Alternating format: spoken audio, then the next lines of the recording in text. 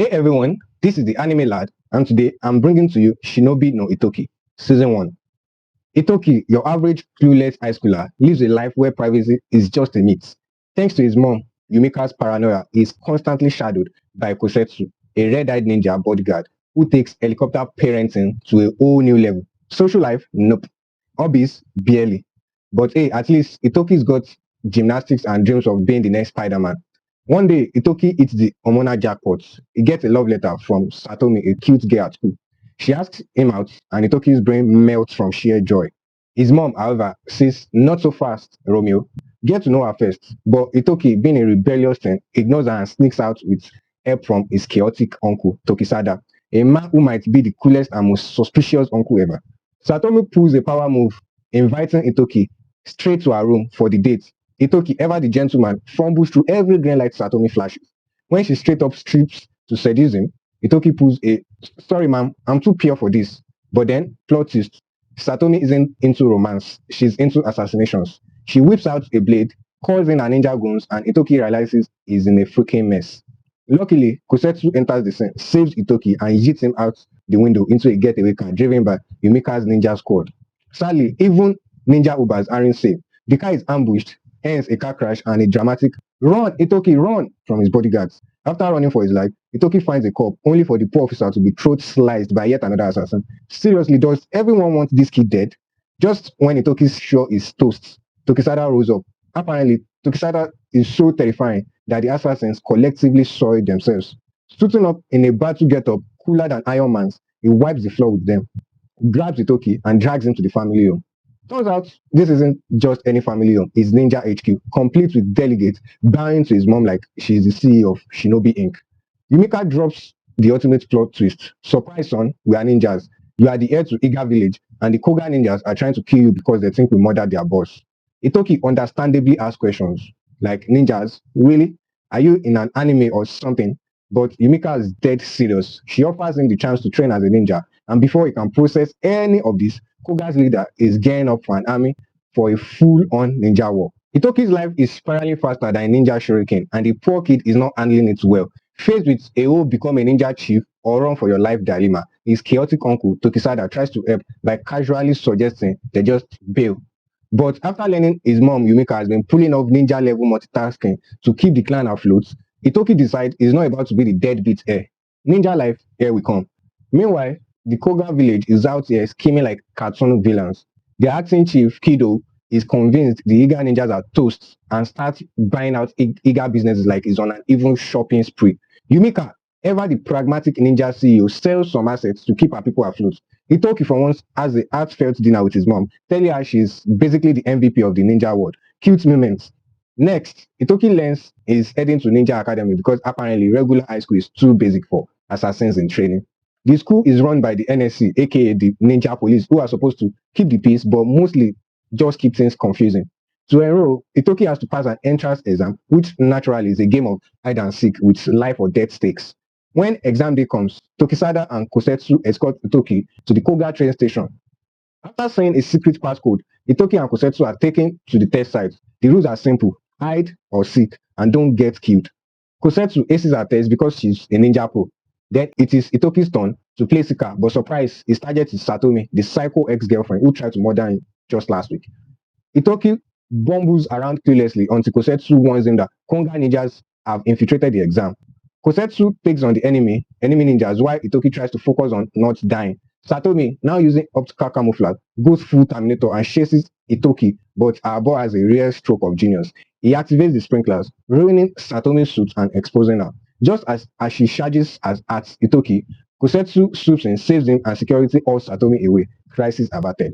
Itoki, thinking he's failed because he didn't tag Satomi in time, sulks back to the car, but surprise, he somehow passes the exam and officially becomes a Ninja Academy student.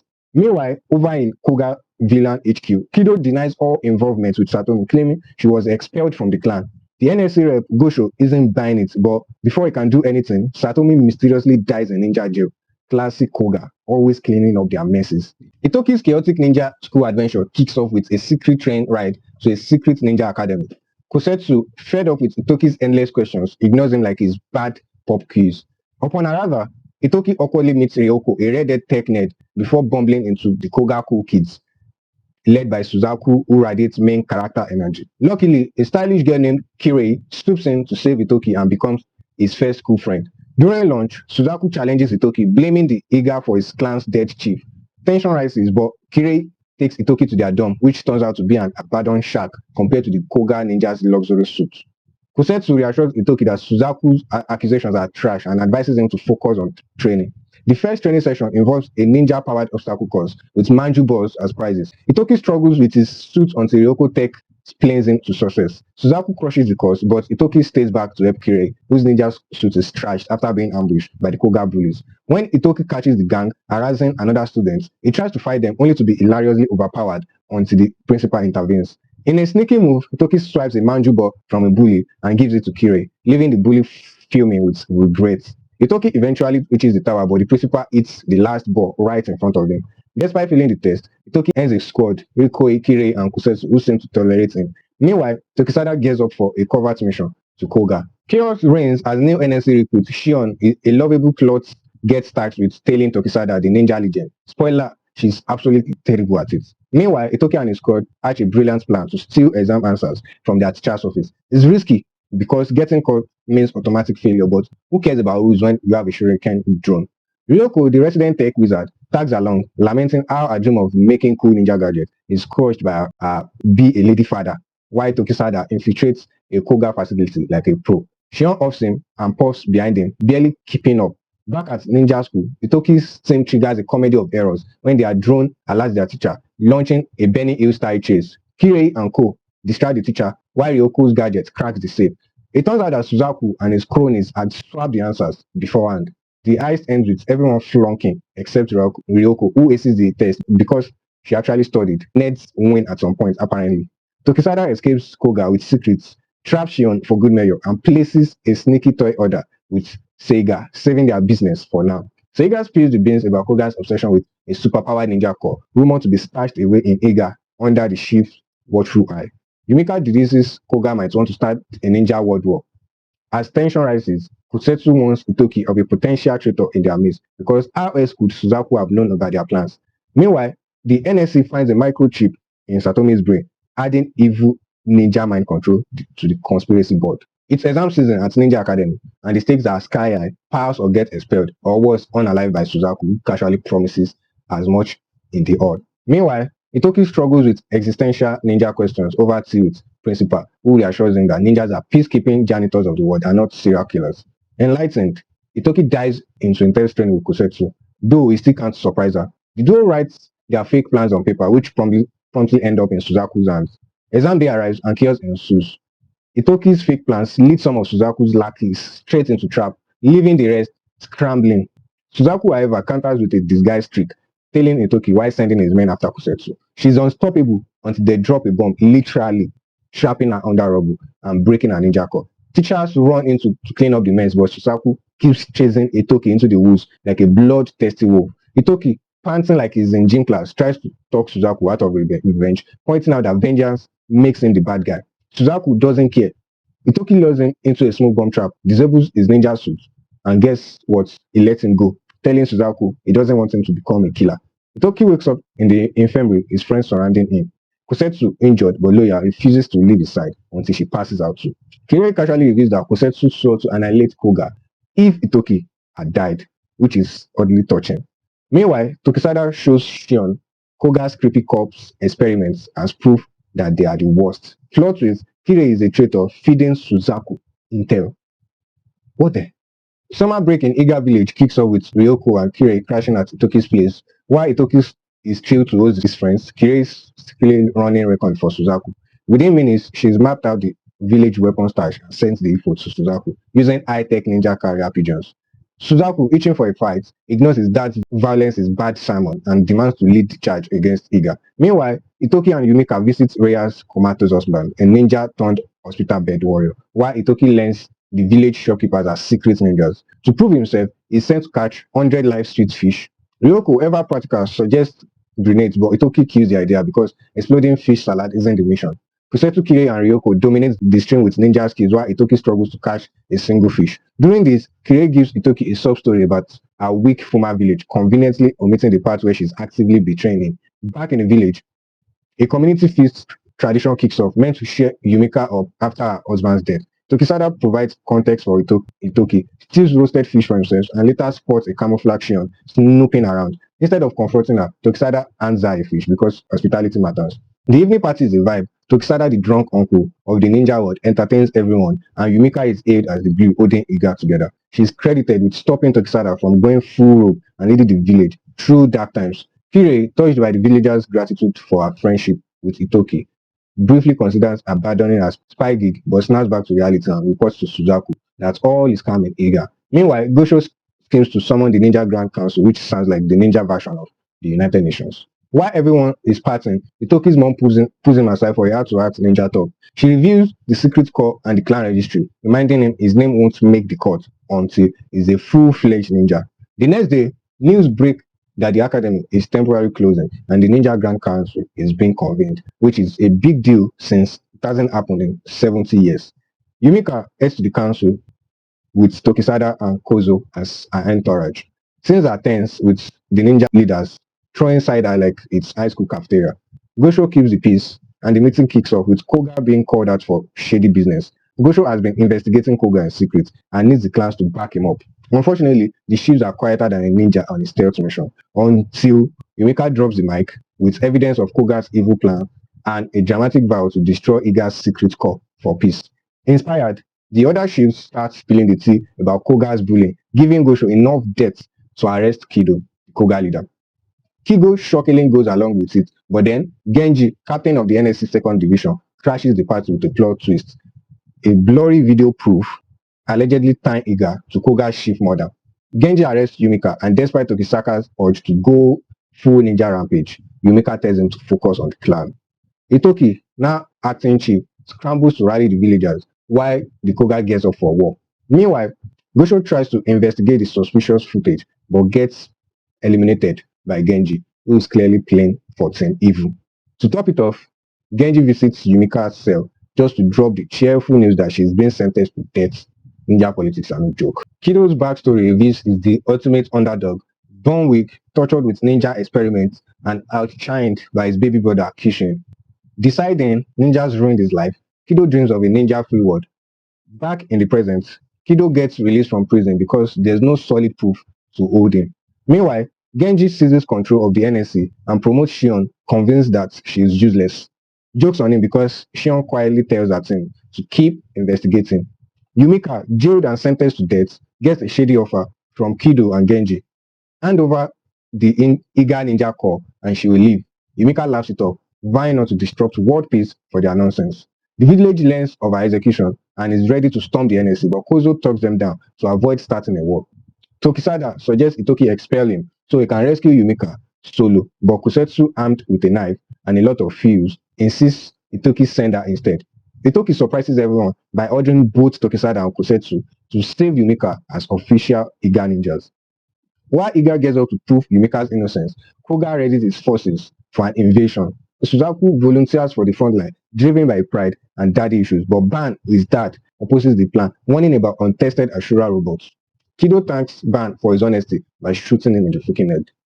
Koga launches fake chemical attack warnings to cover their invasion, but Iga sees through deploy and activates its high-tech defenses, shocking Ittoki and friends.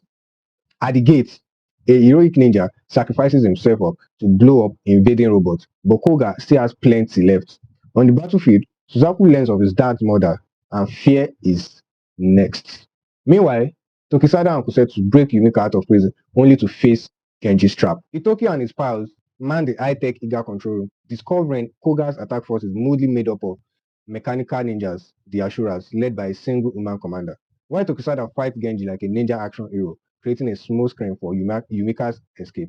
Ittoki realizes the Ashuras are suspiciously battery dependent. Ryoko, the tech whiz, parts analyzes one of the captured robots and deduces they must have a nearby charging station. Instead of leaving it to the pros, Ittoki and Ryoko head out to blow it up themselves, packing explosives like it's a ninja picnic. While Tokisada takes out Genji minions and gets Genji arrested by Shion after a dramatic chokehold. Ittoki and Ryoko find the charging station. Ryoko's plan involves a high-tech disabling device that works for 10 seconds, barely enough time for Ittoki to plant the explosives. Unfortunately, a Koga ninja delays him and the Ashuras reboot just in time to capture him. But wait, one rogue Ashura grabs the bomb and dramatically sacrifices itself to destroy the station. When the smoke clears, it's revealed to be Kirei in disguise, proving she's way cooler than anyone thought. Back in Iga, celebrations are cut short when Kosetsu, under mind control, kidnaps Yumika and demands the secret ninja core. Even after getting her face cut, Yumika lovingly talks Kosetsu down, breaking the mind control with a heartfelt hug. It's all one forces until a knife appears in Yumika's back. Ittoki arrives only to find Kosetsu standing over his mother's body. As Yumika lies dying, everyone is left reeling, and obviously Ittoki is in shambles. Koga's mass invasion didn't just hit Iga, they threw a ninja tantrum that attacked everyone. Yumika's death leaves Ittoki emotionally wrecked, making him the saddest new village chief ever.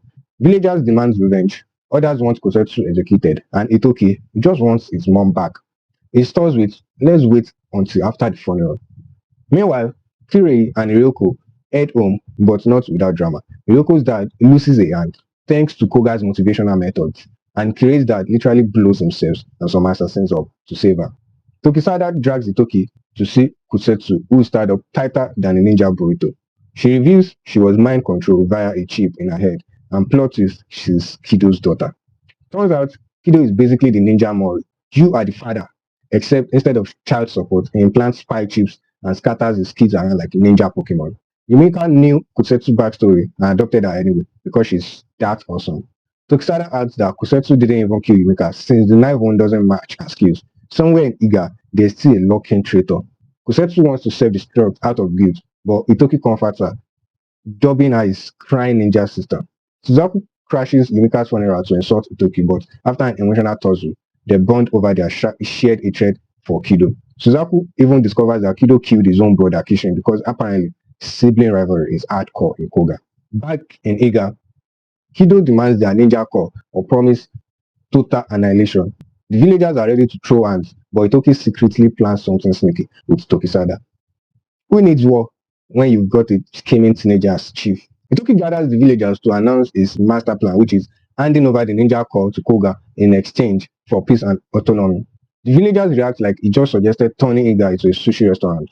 When they protest, Itoki calmly tells them, if you don't like it, don't let the gate eat you on your way out. Ouch.